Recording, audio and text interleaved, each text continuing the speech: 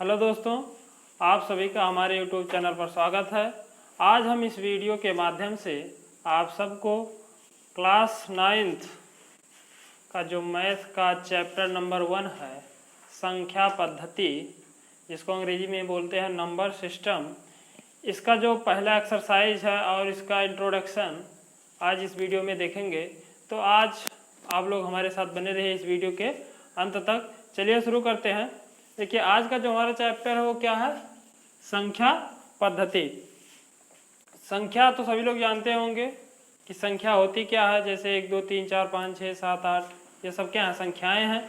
अब देखिए, नंबर जो होते हैं वो इस जो हमें क्लास 9th के इसमें पढ़ना है चैप्टर में, इसमें हमें पढ़ना है परिमेय संख्या के बारे में। तो परिमेय संख्या होती क्या है, इसके बारे में सबसे पहले जान लेते हैं। तो परिमेय संख्याएं वह संख्याएं होती हैं जिसको हम p/q के रूप में लिख सकते हैं, जिसमें जो q का मान होना चाहिए वो 0 के बराबर नहीं होना चाहिए। वही क्या होती है? परिमेय संख्या होती है। यानी वह संख्याएं जिसको हम क्या लिख सकते हैं? p/q के रूप में लिख सकते हैं, लेकिन q का जो मान होना चाहिए वो 0 नहीं होना चाहिए।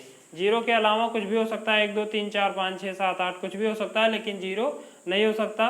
जैसे परिमेय संख्या कुछ उदाहरण ले लें, तो अगर हम 1 लिखे हैं तो ये भी क्या है? एक परिमेय संख्या है, क्योंकि इसके नीचे क्या है? 1 है। लेकिन अगर 1/0 कर दें तो ये परिमेय संख्या नहीं होगी। या दूसरा उदाहरण 1/2, 2/4, 3/5, ये सभी क्या है? परिमेय संख्याएं हैं। अब देखिए, परिमेय संख्या के बारे में और कुछ जान लेते हैं। तो एक और नियम है परिमेय संख्या का, इसमें हमें पहचानना भी है कि परिमेय संख्या कौन सी है कौन सी नहीं है। तो इसके बारे में और थोड़ा जान लेते हैं। तो परिमेय संख्याएं वह संख्या होती हैं जिसका जो घात हो, जैसे कोई परिमेय संख्या दी गई है 1/2, इस प्रकार से कोई संख्या अगर दी गई है, अगर इस पे घात क्या हो, कोई पूर्णांक होना चाहिए। इस पे अगर कोई घात में दिया गया, जैसे 1² 2², इस प्रकार से अगर दिया गया है, तो ये जो घात होनी चाहिए हमेशा पूर्णांक में होनी चाहिए। पूर्णांक मतलब पूर्ण अंक होना चाहिए। उसको 1/2, 1/3 या अंडर रूट या क्यूब रूट, इस तरीके से उस पर अगर कुछ है तो वो अपरिमेय संख्या हो जाएगी। जबकि परिमेय संख्या में क्या होती है? जो भी घातें होती हैं संख्याओं के ऊपर, वो हमेशा पूर्णांक में होती हैं। जैसे कोई लिखा गया है 1/2, कोई संख्या दी गई है 1/2 और दे दिया गया 1/3 या 1/2। इस प्रकार से कोई संख्या दी गई, इसमें पूछ लिया कि इसमें बताइए कौन सी संख्या परिमेय संख्या है। तो इसमें देखेंगे, इसमें क्या है? इस पे जो घात है 3 के, वो अंडर रूट है, यानी 3 के घात क्या है? 1/2 है, इसलिए ये परिमेय संख्या नहीं होगी। ये कौन सी संख्या होगी? अपरिमेय संख्या।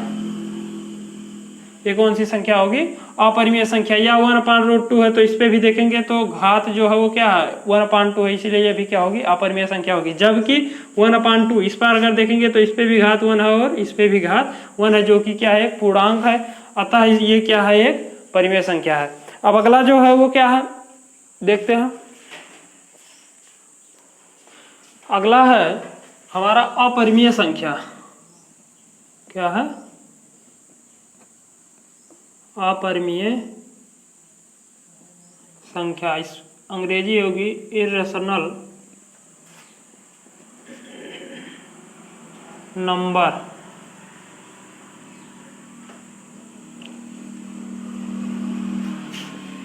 अभी तक हमने देखा परिमेय संख्या। परिमेय संख्या तो सब लोग जानते हैं, जैसे p/q के रूप में लिखते हैं। अब अपरिमेय संख्या क्या होती है? वह संख्या है जिसको हम p/q के रूप में नहीं लिख सकते, उन्हें हम क्या बोलते हैं? अपरिमेय संख्या बोलते हैं। वह संख्याएं जिसे हम p/q के रूप में नहीं लिख सकते, उन्हें हम क्या बोलते हैं? अपरिमेय संख्या बोलते हैं। जैसे कोई मान दे दिया गया √2, √3, √5, √6 ... ये सभी जितनी भी संख्याएं होती हैं क्या होती है? हमारी अपरिमेय संख्या होती हैं। और एक संख्या इस चैप्टर में हमें मिलेगा, वो कौन सा है? पूर्ण संख्या। पूर्ण संख्या किसे कहते हैं? Whole number.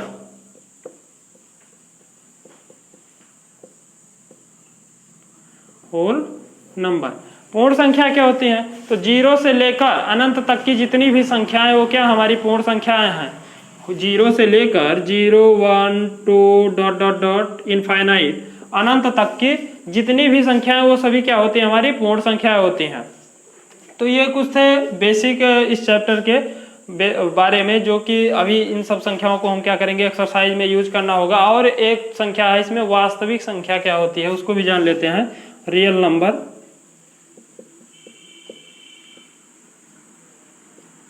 अब देखिए रियल नंबर क्या होता है। रियल नंबर वह संख्या है, वास्तविक संख्या वह होती है जिसे हम क्या करते हैं, किसी भी रेखा के अनुदिश, किसी भी रेखा पर जो भी संख्याएं को हम प्रदर्शित करते हैं वही सब संख्याएं क्या होती हैं, हमारी रियल नंबर कहलाती हैं। जैसे 1 2 3, यानी किसी भी रेखा के अनुदिश जो भी संख्याएं प्रदर्शित की जाती हैं वही हमारी क्या कहलाती हैं, रियल नंबर कहलाती हैं। अब चलिए हम चलते हैं एक्सरसाइज नंबर 1 पे। देखिए जो एक्सरसाइज नंबर 1 का पहला सवाल कह रहा है, समझ लेते हैं।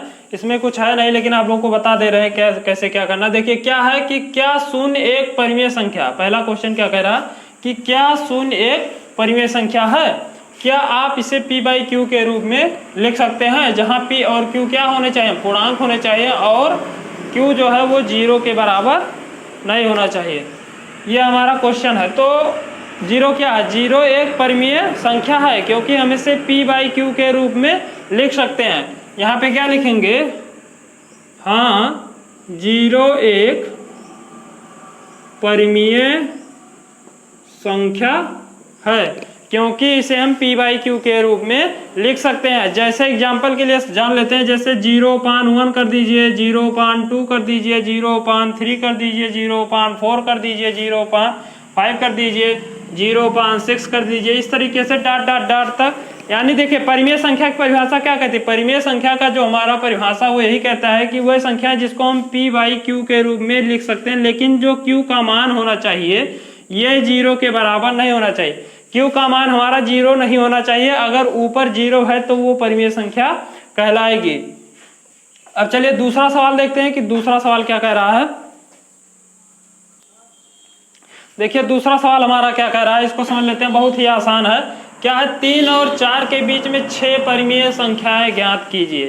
3 और 4 के बीच में क्या करना, हमें 6 परिमेय संख्याओं को ज्ञात करके बताना है। इससे पहले आप लोग कक्षा 5 6 से तो स्टार्ट हो जाता है परिमेय संख्या किसे कहते हैं, उस समय उन क्लासों में पढ़े होंगे, लेकिन आज यहाँ पे देख लेते हैं क्लास 9th में कैसे इसको हमें निकालेंगे। इसका एक ट्रिक है, उसको देख लेते हैं। क्या है कि 3 और 4 के बीच में हमें 6 परिमेय संख्याएं ज्ञात करके लिख देना। तो क्या करेंगे, जिस संख्या के बीच हमें क्या करना है, ज्ञात करना है, यानी हमें दिया गया है 3 और 4 के बीच में क्या करना है, हमें ज्ञात करना है। कितनी संख्याएं ज्ञात करना है ये हम देख लेते हैं। तो इसमें कहा गया कितनी, 6 संख्या हमें क्या कहा गया है कि ज्ञात कीजिए। तो इसमें क्या करेंगे, हम इसमें 6 में 1 जोड़ देंगे, यानी 6 + 1 कर देंगे तो कितना मिलेगा, 7 मिलेगा। 6 + 1 = कितना मिल जाएगा, 7 मिल जाएगा। अब हम क्या करेंगे, इस 7 का जिसके और जिसके बीच में हमें ज्ञात करना होता, मान लीजिए जैसे दिया गया इसमें 3 और 4 के बीच में ज्ञात करना है, तो 3 में इसका हम गुणा भाग कर देंगे और 4 में इसका गुणा भाग कर देंगे। जैसे देखते हैं तो 3 × 7/7 और 4 × 7/7 गुणा भाग कर देंगे तो मान में कोई फर्क तो होगा नहीं। 7 से 7 काट देंगे तो कितना आ जाएगा, 3 आ जाएगा। इसमें 7 से 7 तो 4 आ जाएगा। इस प्रकार से यानी क्या करेंगे, जितनी हमें संख्याएं ज्ञात करनी होगी उसमें +1 कर देंगे। उसके बाद दोनों संख्याओं में क्या कर देंगे, हम उसी संख्या से गुणा और भाग कर देंगे। तो यहाँ से हमें क्या मिलेगा, 3 × 7 = 21/7 और 4 × 7 = 28/7। अब देखिए इन दोनों के बीच में हमें, अब यहाँ से अगर डायरेक्ट देखते हैं तो 3 और 4 के बीच में समझ में नहीं आता, लेकिन यहाँ पे हम आसानी से क्या कर सकते हैं, बता सकते हैं। जैसे दोनों के बीच में हमें 5 ही बताना है, 6 बताना है, तो 21 के बाद क्या आएगा, 22/7, 23/7, 24/7, 25/7 और 26/7 और 27/7। कितनी संख्या मिलेगी, 1 2 3 4 5 6, ये हमें मिल गई। 22/7, 23/7, 24/7, 25/7 और 26/7। एक दूसरा ट्रिक और है, उसमें हम क्या करेंगे, दूसरी विधि देख लेते हैं। दूसरी विधि क्या कहती है कि 3 और 4, देखिए तो इसमें क्या करेंगे, ऊपर नीचे दोनों संख्याओं में क्या कर दें, अगर हम 10 से गुणा और भाग कर दें, यानी 3 × 10/10 और 4 × 10/10, तो यहाँ से हमें मिल जाएगा 3 30/10, यहाँ से मिल जाएगा 40/10। तो 30 और 40 के बीच में 10 परिमेय संख्याएं मिलेंगी ना, कौन कौन सी, 31/10, 32/10, 33/10, 34/10, 35/10 और 36/10। हमें 6 ही बताना है। इसके अलावा 37/10, 38/10, 39/10 ये इतने हो जाएंगे। तो इसमें देखिए ये एक तो ये हो जाएंगी, इसमें 6 ये हमारे क्या हो गए, ये भी 6 क्या है, ये भी सही है, इससे पहले जो बताए वो भी सही है। इसके अलावा एक और आंसर मिलेगा, यहाँ से हमें एक मिलेगा, अगर 10 से भाग कर दें तो मिल जाएगा 3.1, 3.2, 3.3, 3.4, 3.5 और 3.6।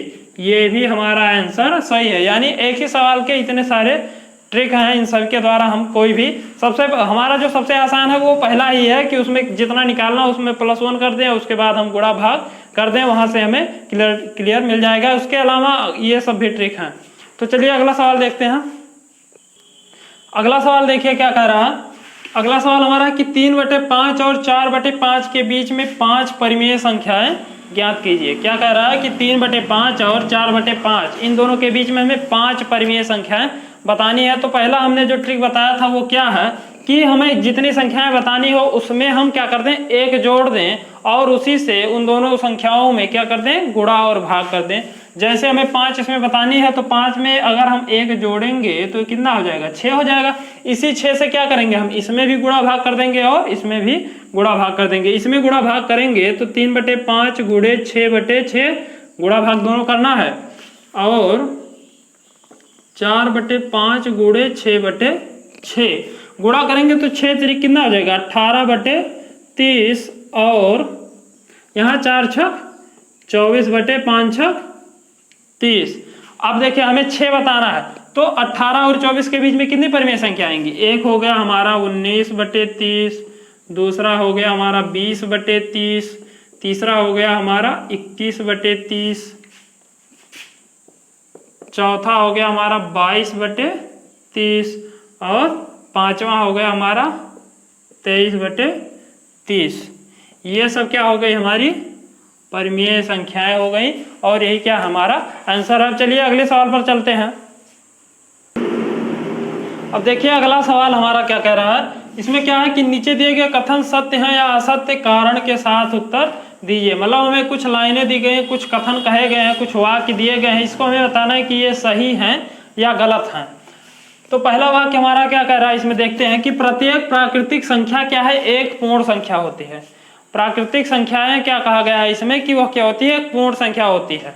इसको बताना है कि ये सही है कि गलत। तो प्राकृतिक संख्या सबसे पहले जान लेते हैं कि प्राकृतिक संख्या होती क्या। प्राकृतिक संख्या अंग्रेजी क्या होगी, नेचुरल नंबर। नेचुरल नंबर क्या होता है, वह संख्याएं जो क्या होती हैं 1 2 3 4 से लेकर 9 तक की, यानी 1 से लेकर 9 तक की जितनी भी संख्याएं वो क्या होती हैं, हमारे प्राकृतिक संख्या होती है।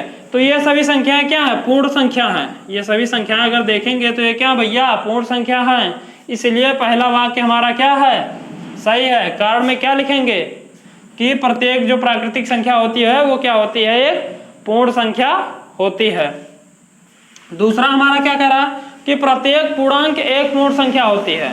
दूसरा जो इसमें कथन है वो क्या कह रहा है, पहला हमारा सही है, दूसरा कह रहा है कि प्रत्येक जो पूर्णांक है वो क्या होता है, एक पूर्ण संख्या होती है। तो पूर्णांक क्या होता है भैया, आप लोग सभी लोग जानते हैं कि जैसे 1 लिखा है, 2 लिखा है, 3 लिखा है, 4 लिखा है, 6 लिखा है, 8 लिखा है, ये सभी क्या है, पूर्णांक हैं। लेकिन जो क्या होता है इसमें हमें बताना क्या है कि यह जरूरी होना चाहिए कि क्या होती है, वो पूर्ण संख्या होती है। ये कोई जरूरी नहीं है कि जितने भी पूर्णांक होते हैं वो क्या होते हैं, पूर्ण संख्या ही होते हैं। क्योंकि अगर ये सभी क्या होंगे, ऋणात्मक ऋण चिन्ह कर दें आगे तो ये क्या हो जाएंगे, ये पूर्ण संख्या नहीं कहलाएंगे। यानी यहाँ पे हम कह सकते हैं कि जो प्रत्येक पूर्णांक होता है वो पूर्ण संख्या नहीं होती है, क्योंकि -2 -3 -1 ये सभी जो संख्याएं हैं ये क्या है, ये पूर्णांक तो हैं। क्या ये पूर्णांक है ना, देखिए 1 क्या ये भी पूर्णांक है, 2 ये भी क्या है पूर्णांक है, लेकिन ये पूर्ण संख्या नहीं है क्योंकि यार क्या है, ऋणात्मक है। और तीसरा हमारा क्या कह रहा है कि प्रत्येक परिमेय संख्या एक पूर्ण संख्या होती है। प्रत्येक परिमेय संख्या एक पूर्ण संख्या होती है। ये बताना है कि सही है कि गलत। जितनी भी परिमेय संख्या होती हैं वो क्या पूर्ण संख्या होती हैं, नहीं। क्यों, परिमेय संख्या क्या होती है, जो p/q के रूप में लिख सकते हैं, यानी 1/1, 1/2, 2/3, ये सब संख्याएं क्या है, परिमेय संख्या है। लेकिन पूर्ण संख्या क्या होती है, पूर्ण संख्या क्या होती है भैया, 0 1 2 3 इस तरीके की जो संख्या होती है वो पूर्ण संख्या होती है। लेकिन हमारी जो परिमेय संख्या होती है, अगर इसको ये कहा जाए कि प्रत्येक पूर्ण संख्या एक परिमेय संख्या है तब तो वो सही है। लेकिन अगर यह कहा गया कि प्रत्येक परिमेय संख्या एक पूर्ण संख्या है तो यह गलत है, क्योंकि हम इसको 1/2 भी लिख सकते हैं।